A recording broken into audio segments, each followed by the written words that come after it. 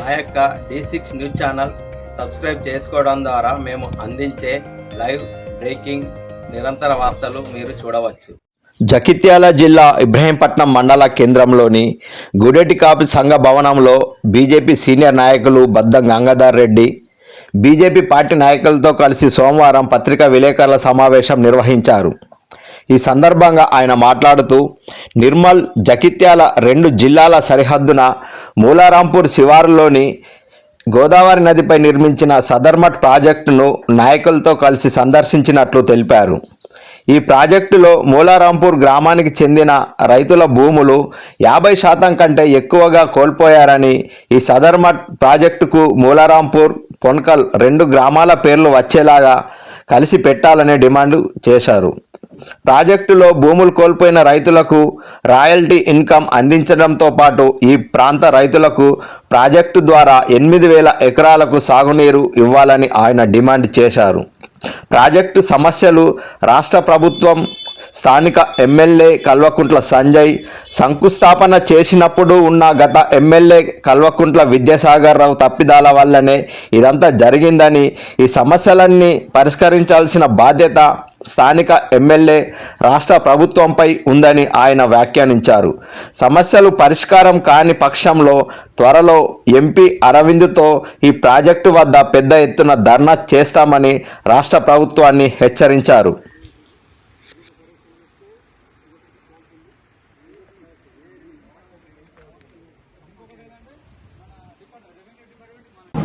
నిన్న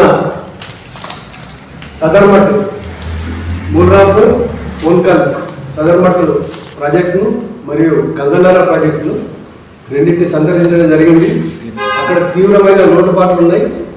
వీటి గురించి వీటిని ప్రెస్ మీట్లో చెప్పి ప్రభుత్వాన్ని సమస్య పరిష్కారం గురించి డిమాండ్ చేయడానికి వీటి ప్రెస్ మీట్ కార్యక్రమం నిర్వహించడం జరుగుతుంది. ప్రధానమైన ఏంటంటే ఇది మూలరాంపూర్ పేరు లేకుండా, ప్రాజెక్టులో మూలరాంపూర్ పేరు లేకుండా చేసింది. వాస్తవానికి 50% కంటే ఎక్కువ ల్యాండ్ బ్యారేజ్ నిర్మాణం మూలరాంపూర్ పరిధి, ఇబ్రహీంపట్నం మండలంలోని మూలరాంపూర్ పరిధిలో జరిగింది. వీళ్లకు రాయల్టీ కూడా చెల్లించడం లేదు, ఓన్లీ పొన్కల్ వాళ్ళకే చెల్లిస్తున్నారు. మూలరాంపూర్కు తగిన విధంగా రాయల్టీ వారికి చెల్లించాలి. ప్రాజెక్టు యొక్క పేరు మూలరాంపూర్ పొన్కల్ రిజర్వాయర్ లేదా మూలరాంపూర్ పొన్కల్ సదర్మట్ అని పేరు మార్చాలని మేము రాష్ట్ర ప్రభుత్వాన్ని డిమాండ్ చేస్తున్నాం. ఈ పేరు కేవలం పొన్కల్లో ఉండడానికి ఇంత గతంలో పనిచేసిన ఎమ్మెల్యే, స్థానిక ప్రజాప్రతినిధి యొక్క నిర్లక్ష్యం కారణంగా మూలరాంపూర్ పేరు అనేది ఆ ప్రాజెక్టు పెట్టకుండా పోవడం జరిగింది. ఇప్పుడైనా కానీ కాంగ్రెస్ ప్రభుత్వం ఇక్కడి స్థానిక జగిత్యాల జిల్లా ప్రాంత ప్రజల కోరిక మేరకు మూలరాంపూర్ పొన్కల్ అని ప్రాజెక్టు యొక్క పేరు తిరిగి పెట్టవలసిందిగా, మార్చవలసిందిగా భారతీయ జనతా పార్టీ డిమాండ్ చేస్తుంది. ప్రాజెక్టు యొక్క నిర్మాణం 1.58 టీఎంసీ మొత్తం నిర్మాణం.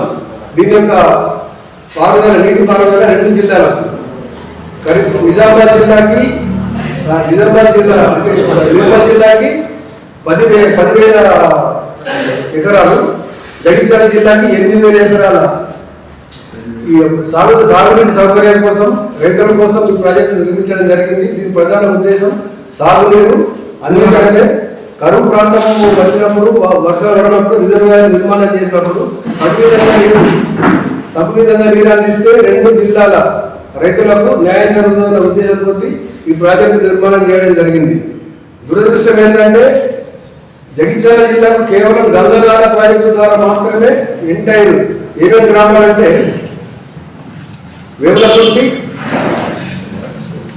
యావపూరు, ఫకీర్గుండాపూర్, మొగిలిపేట్ పెద్ద చెరువు, మొగిలిపేట్ విలేజ్, ఓబ్లాపూర్, చెరువుైన విలేజ్, సంగం, శ్రీరాంపూర్, దామరాజపల్లి, మల్లాపూర్ నార్త్ సైడ్ ఉత్తర భూమి మరియు వాల్గొండల చివరిగా వాల్గొండల ఇది అక్కడ ఈ యొక్క నీరు అనేది అక్కడ దాకా సాగునీటి సౌకర్యం కోసం ఈ ప్రాజెక్టు యొక్క నిర్మాణం ఉద్దేశం.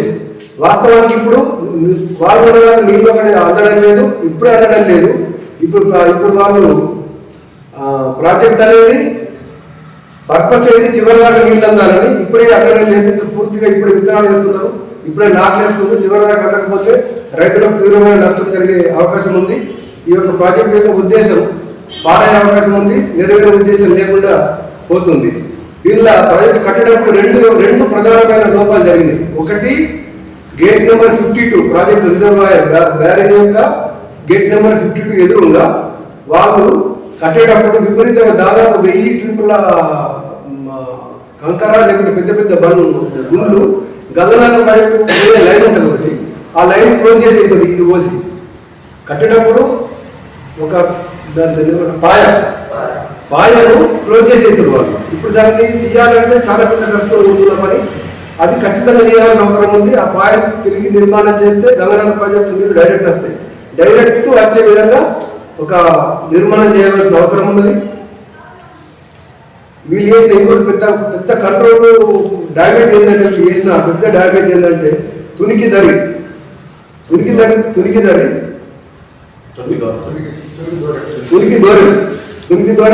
ద్వారం, వాస్తవంగా తునికి ద్వారం అయి ఉంటుంది. అది అక్కడ 2 పాయలే చెల్లుతుంది. ప్రాజెక్టు కరెక్ట్ 1 కిలోమీటర్ దూరం ఉంటుంది. అది ప్రాజెక్ట్ నుంచి 27, 28, 29 గేట్లు ఉంటాయి. గేటుకి ఎదురుగా స్ట్రేట్గా నీళ్లు పోయినప్పుడు తునికి దూరం దగ్గర అక్కడ 2 పాయలు వెళ్తుంది. ఇంతకుముందు నీళ్లు చక్కగా 40% ఇటు పైకి వస్తుంది, గంగాయాల సైడ్ వస్తుంటే 60% కింది పోతుంది. తునికి దూరం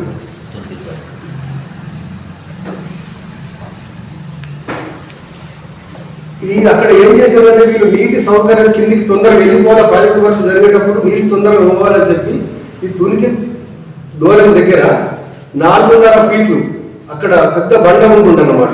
అక్కడ డివైడ్ అవుతుండే, దానికి అందుకే ద్వారం అనే పేరు వచ్చింది, రెండింటికి సపరేట్ చేస్తుంది కాబట్టి. దాన్ని వీళ్ళు బండను తొలిచి నీళ్ళు పంపించేస్తారు అన్నమాట కిందికి. ఇప్పుడు దాన్ని వాళ్ళు డౌన్ చేయడం వల్ల ఇప్పుడు మామూలుగా మీడియం వాటర్ వచ్చినప్పుడు నీళ్ళు మొత్తం నిర్మల్ జిల్లా సైడ్ పడిపోతున్నాయి. ఇప్పుడు గంగనాథ ప్రాజెక్టు కట్టే తప్ప 8,000 ఎకరాల భూమి పారే అవకాశం లేదు. ప్రధానమైన లోపం జరిగింది. దాన్ని సరిదిద్దడానికని 2 కోట్ల రూపాయల బడ్జెట్ కేటాయించారు. 2 కోట్ల బడ్జెట్ రూపాయలు కేటాయించి దాన్ని పునర్నిర్మాణం కరెక్ట్ అయితే చేయాలని చెప్పారు. కానీ కాంట్రాక్టరు అక్కడ ఇంజనీరింగ్ వైఫల్యము, రాజకీయ సంకల్పం సరైన విధంగా లేకపోవడం వల్ల వేరే ఆ ఫండ్లు డైవర్ట్ చేసి అప్రధాన పనులకు కేటాయించి మేజర్గా ఏ ఉద్దేశంతో ప్రాజెక్టు నిర్మాణం చేసిందో దాని యొక్క ఉద్దేశం నెరవేరకుండా చేయడం జరిగింది. ఇప్పుడు యుద్ధ ప్రాతిపదికన ఈ 2 పనులు, ఒకటి 52 గేటు ఎదురుగా ప్రత్యేక కాలువ గేటు నీళ్లు పోయే పాయ డైరెక్ట్ గంగనాలకు పోయే విధంగా ఒకటి, 2 4.5 ఫీటు అక్కడ చెక్ డ్యామ్ నిర్మాణం చేయాలి. తునికి దూరం దగ్గర దాదాపు 70 మీటర్ల పరిధిలో తునికి దూరం దగ్గర చేసిన తర్వాత ఆ నీళ్లు గంగనాథ ప్రాజెక్టుకు రావాలి. గంగనాథ ప్రాజెక్టుకు రావాలంటే మధ్య కొన్ని గుండ్లు ఉన్నాయి, ఆ గుండ్లు తీసేయాలన్నమాట. గుండ్లు తీసేస్తే నీళ్లు సాఫీగా వెళ్ళిపోతాయి, నీళ్లు వేస్టేజ్ కాకుండా వెళ్ళిపోతాయి. 2 ఏరియాలు రైతుల యొక్క ఇరిగేషన్ సరిగ్గా జరుగుతుంది.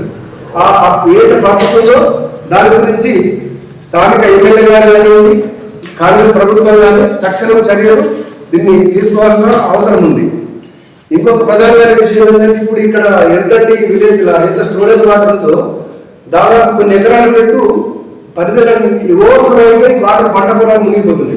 అక్కడ ప్రాజెక్ట్ నిండిన తర్వాత అది ప్రాజెక్టు యొక్క ఎస్టిమేషన్ యొక్క వైఫల్యం, ఇంజనీరింగ్ వైఫల్యం. అది ఇప్పుడు ఎర్రటి గ్రామ ప్రజల యొక్క భూమికి ఏదైతే పోతున్నదో వాళ్లకు ఇదివరకు ఏ విధంగా రైతులకు నష్టపరిహారం చెల్లించారో వాళ్లకు అదేవిధంగా చెల్లించాలి. అప్పటి వరకు కనీసం ₹1,00,000 కౌలు పంట నష్టం కింద పూర్తి నష్టపరిహారం చెల్లించేంత వరకు భూమిని కౌలుకు ₹1,00,000 వారికి చెల్లించాలని మేము రైతుల తరఫున, ఈ భూములు మునిగిపోయిన వాళ్ళ తరఫున బీజేపీ డిమాండ్ చేస్తుంది.